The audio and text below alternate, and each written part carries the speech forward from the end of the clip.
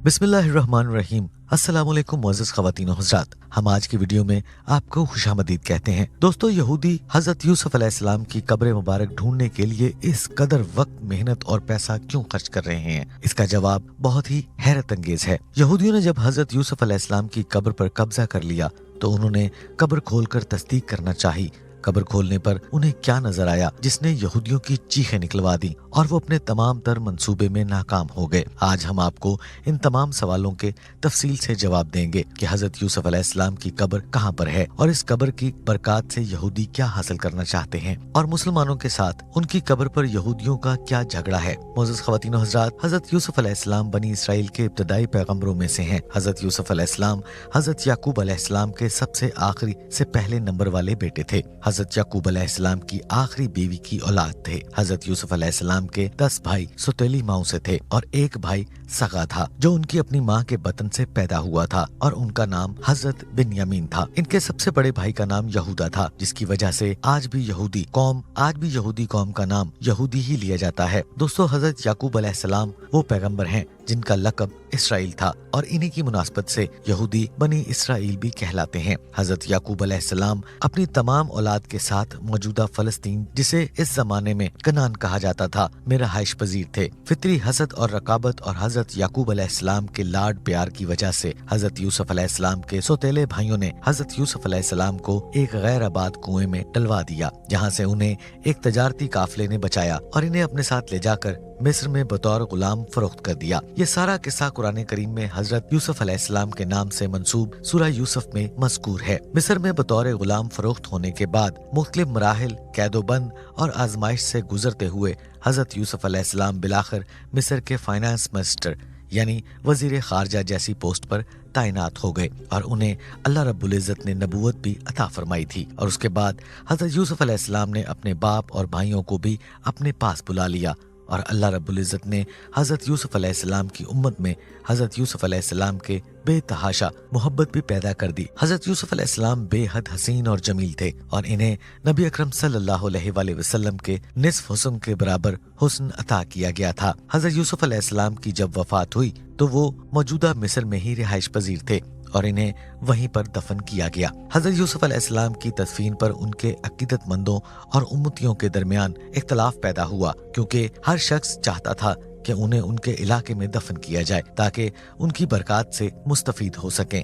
बिलाखिर एक शख्स की तजवीज पर हजरत यूसुफ अलैहिस्सलाम को दरियाए नील के दरमियान एक संगे मरमर के ताबूत में रखकर दफन कर दिया गया ताकि उनकी बरकत दरियाए नील के पानी के सबब पूरे मिस्र में हर जगह पहुंच सके। मिस्र में दरियाए नील के पानी को आज भी बुनियादी हैसियत हासिल है। वक्त गुजरता गया और जब बनी इसराइल के दरमियान यहूदियों के सबसे बड़े पैगंबर हजरत मूसा अलैहिस्सलाम माबूस किए गए और उन्होंने बनी इसराइल को लेकर मिस्री फिरौन की हुकूमत से फरार होना चाहा और समंदर के किनारे पहुंचे तो उस वक्त बनी इसराइल के लोगों ने कहा, हजरत यूसुफ अलैहिस्सलाम ने उनसे एक वादा लिया था कि जब कभी भी बनी इसराइल मिस्र से फलस्तीन वापस जाएं यानी कनान जाएं तो उनके ताबूत को साथ लेकर जाएं। उस वक्त इसराइल में से कोई भी शख्स नहीं जानता था कि वो ताबूत कहाँ पर दफन है, क्योंकि उस दौरान कई जमाने गुजर चुके थे और लोग हजरत यूसुफ अलैहिस्सलाम के कब्र के निशान को भी भूल चुके थे। तहकीक करने पर मालूम हुआ एक बुढ़िया है जो इस बारे में जानती है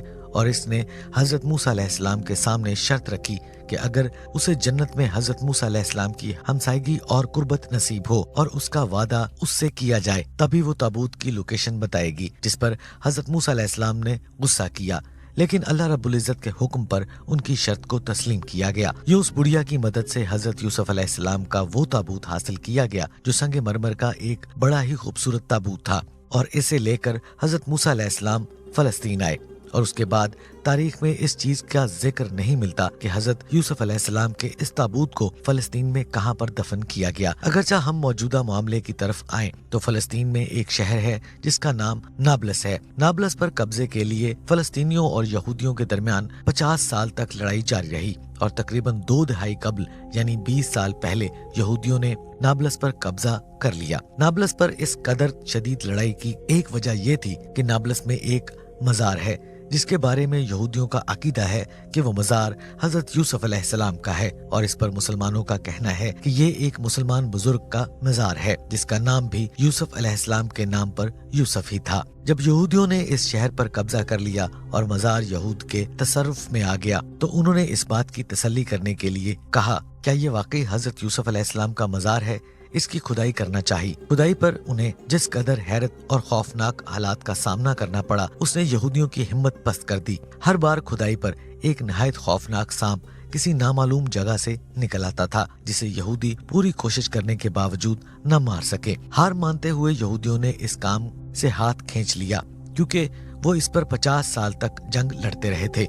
इसलिए उन्होंने इस मामले को यहीं पर दबाया और कोशिश की कि खुदाई की तफसीलात बाहर न आ सकें, क्योंकि इस नाकामी पर पूरी दुनिया में यहूदियों का मजाक बन सकता था। इसके साथ साथ यहूदियों ने माहिरीन अर्जियात की खिदमात हासिल की, जिन्होंने कब्र की मिट्टी के नमूने लेकर बताया कि ये कब्र हजारों साल पुरानी नहीं है, बल्कि सिर्फ 2 से 250 साल पुरानी है। इसीलिए मुसलमानों के दावे की तौसीक होती है कि ये कब्र वाकई किसी बुजुर्ग की है। चुनाचा यहूदी इस पर बेतहाशा सरमाया और जाने कुर्बान कर चुके थे, इसीलिए उन्होंने इसको हजरत यूसुफ अलैहिस्सलाम की कब्र के नाम से ही मशहूर किया और यहाँ पर तौरात अकेडमी बनाई, जहाँ पर यहूदियों के बच्चों को तौरात सिखाई जाती है।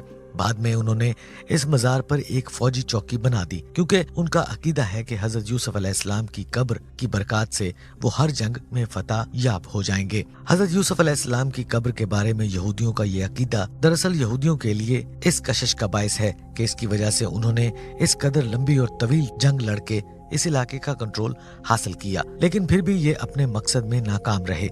इस वक्त पूरी दुनिया में किसी को मालूम नहीं कि हजरत मूसा अलैहिस्सलाम ने मिस्र से फलस्तीन वापसी पर फलस्तीन में किस जगह पर हजरत यूसुफ अलैहिस्सलाम के ताबूत को दोबारा दफन किया था। यहूदी अपने ताबूत सकीना की वजह से हजरत यूसुफ अलैहिस्सलाम की कब्र मुबारक को भी तलाश कर रहे हैं, ताकि हर मैदान में अपनी फतह को यकीनी बना सकें। ताबूत सकीना, जिसमें हजरत मूसा अलैहिस्सलाम का जुब्बा और उनकी दस्तार मुबारक और उनकी नालैन मुबारक और उनका असा मुबारक और दीगर अंबिया अकराम की निशानियां भी महफूज हैं, वो भी यहूदियों के लिए अकीदे की मजबूती का बायस है। इस ताबूत में हजरत सुलेमान अलैहिस्सलाम की अंगश्तरी भी मौजूद है, जिसकी मदद से वो जिन्नात पर हुकूमत किया करते थे। ये तमाम चीजें यहूदियों के तबर्रुक में शामिल हैं। ताबूत सकीना मुख्तलिफ अदवार में यहूदियों के पास आता और जाता रहा। इसके बारे में अल्लाह रब्बुल इज्जत ने कई बार यहूदियों को कहा कि वो इसकी हिफाजत करें और अपने अकायद को दुरुस्त करें, तो उन्हें हर मैदान में फतह मिलेगी। इसके बावजूद यहूदियों ने कभी सरकशी और नाफरमानी का दामन हाथ से नहीं छोड़ा। वो हर बार अल्लाह रब्बुल इज्जत के अहकामात का मजाक उड़ाते रहे। उसकी वजह से आखिरकार यहूदियों से इस ताबूत को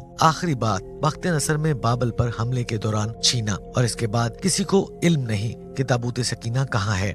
अल्लाह ताला ने अपने आखिरी पैगंबर हजरत मोहम्मद सल्लल्लाहु अलैहि वसल्लम को दुनिया में माबूस कर दिया और उनके अहकामात और शरीयत की पैरवी ना करेगा और इस्लाम को कबूल नहीं करेगा, उसके लिए दुनिया और आखिरत दोनों में नाकामी है। अल्लाह ताला से दुआ है कि अल्लाह ताला हम सब का हामी और नासिर हो, आमीन या रब्बुल आलमीन। मुअज़्ज़ज़ ख़वातीन और हज़रात, मैं उम्मीद करता हूँ कि आपको ये आज की वीडियो बहुत ही मालूमाती और बहुत पसंद आई होगी। अगर आपको ये आज की वीडियो पसंद आए तो मेरे इस चैनल को लाइक शेयर सब्सक्राइब जरूर कीजिएगा और नीचे कमेंट बॉक्स में अपनी राय का इजहार करें, जिससे मुझे हौसला अफजाई मिलती है। अपने अजीज़ क़रीब और अपने वालिदैन का बहुत सा ख्याल रखिएगा। इंशाल्लाह अगली वीडियो में दोबारा फिर से मुलाकात होगी। तब तक के लिए फ़ी अमान अल्लाह।